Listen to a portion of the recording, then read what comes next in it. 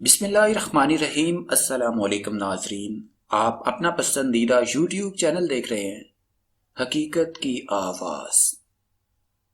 اس ماہ کے آغاز میں بچے کی عمر 18 ہفتے اور اختتام پر 22 ہفتے ہوتی ہے۔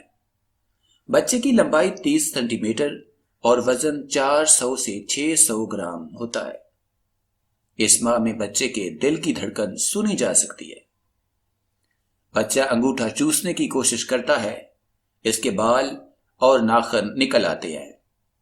اس ماہ کے دوران میں بچہ تقریباً ہر وقت سویا رہتا ہے، تاہم بعض دفعہ وہ بیرونی شور اور حرکت کی وجہ سے جاگ جاتا ہے۔ پہلی سامائی کے بعد اگلے 3 ماہ کے عرصے کو دوسری سامائی کہتے ہیں۔ اس سامائی کے دوران میں درج ذیل تبدیلیاں محسوس ہوتی ہے، یعنی چوتھا، 5واں اور 6ٹھے مہینے میں۔